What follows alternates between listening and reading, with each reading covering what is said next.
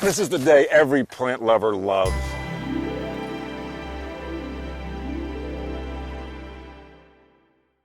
There's nothing more exciting on a spring day than going out, the truck pulls up, you got a box of plants, and boy, you just know that your garden season is starting, and this is what it's all about. So we're gonna open this bad boy up, take a look inside. I've got some Bareroot roses here.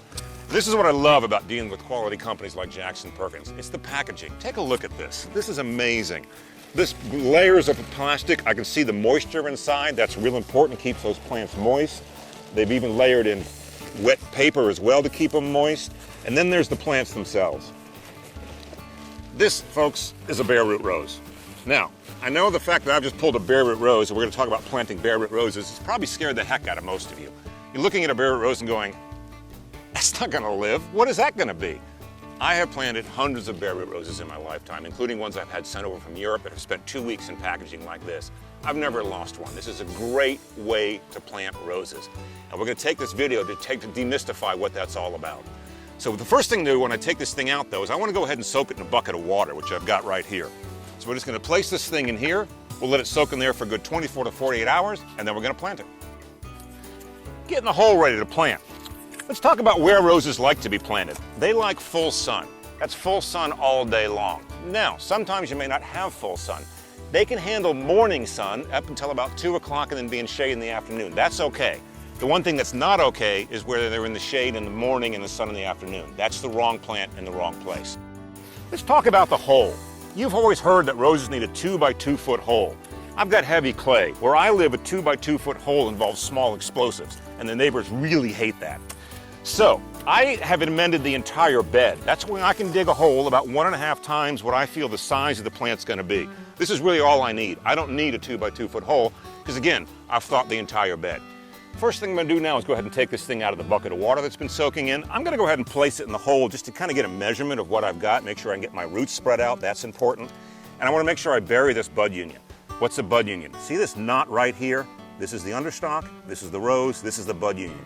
You want to bury that every single time, I don't care where you live. Why? It's called wind rock, because if I don't bury this bud union and the wind comes along, the plant's going to move and loosen the ground. If I bury the bud union, and this is my soil level, can you see the stability? That's why you want to bury that bud union. So put it in the ground, go ahead and use a shovel. That tells me that it's below the soil level, the bud union. I'm going to be okay.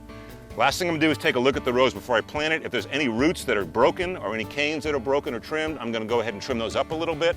I've got a little bit of growth here. I'm not going to worry about that at all.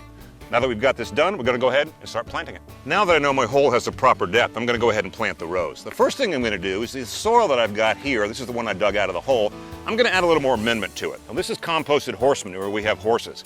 If you don't have that, I would advise mushroom compost, which is very easy to get. This is just a little bit more extra food and feeding for the rose. It's going to help it really grow well and be established.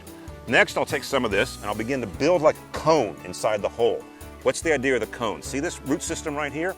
That way you can kind of rest on that cone before I begin to add extra soil and doesn't crush the roots and bring them in when I do so. So I'm just going to build this cone inside this hole, sort of a little resting place for my rose. Make sure my roots stay spread out. I've got that right there. Lower this guy in the ground. Here's my pet peeve. Pull the tag up, make sure that it doesn't get buried so you're going to know where the rose is later on. That's resting in there nicely. Now I can go ahead and basically start adding some soil in. I'm going to add it about halfway. I'm not going to tamp hard, I'm going to tamp gently. I don't want to crush the root system in there. At this point, what I'm going to do is take my bucket of water I've got over here, and I'm going to go ahead and pour some in. This is to begin to seek the soil and get the air pockets out. Then I can go ahead and continue to backfill. Again, keep an eye on my bud union there, and I'm just basically shoving soil in the hole right now. Again, I've mended the entire bed, watch your tag. And the other thing I'd advise, again, I'm burying the bud union. And then what I would advise is taking some of the mulch that I've got, go ahead and mound it over the rose initially. The idea behind this is going to keep these canes from desiccating from winds and drying out. And that's important. And then the last thing I'll do is go ahead and water it in again. So planting a rose is really not that scary. If you planted other plants, you can plant roses. For Jackson Perkins, this is Paul Zimmerman, and thanks for joining us in the garden.